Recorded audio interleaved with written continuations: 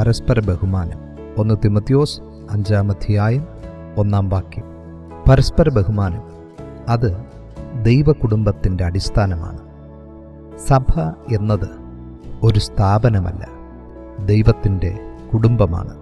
അതിനാൽ ഒരു സഭയിൽ പരസ്പരമുള്ള പെരുമാറ്റം കുടുംബ ബന്ധം പോലെ ആയിരിക്കണം. സഭയിലെ ബന്ധങ്ങൾ ബഹുമാനത്തിലും സ്നേഹത്തിലും നിലനിൽക്കണം, അഹങ്കാരത്തിലും അധികാരത്തിലും അല്ല. ആത്മീയ അധികാരമുണ്ടെങ്കിലും മുതിർന്നവർക്കുള്ള ബഹുമാനം നഷ്ടപ്പെടരുത്.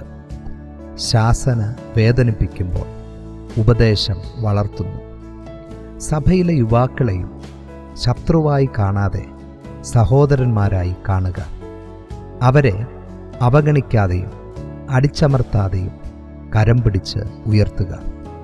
അവർ സഭയുടെ ഭാവിയാണ്.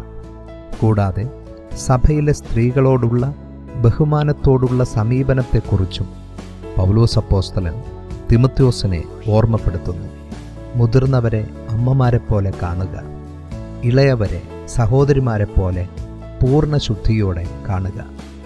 പ്രിയമുള്ളവരെ, സഭയുടെ വളർച്ച പരസ്പര ബഹുമാനത്തിലും സ്നേഹത്തിലും ആണ്.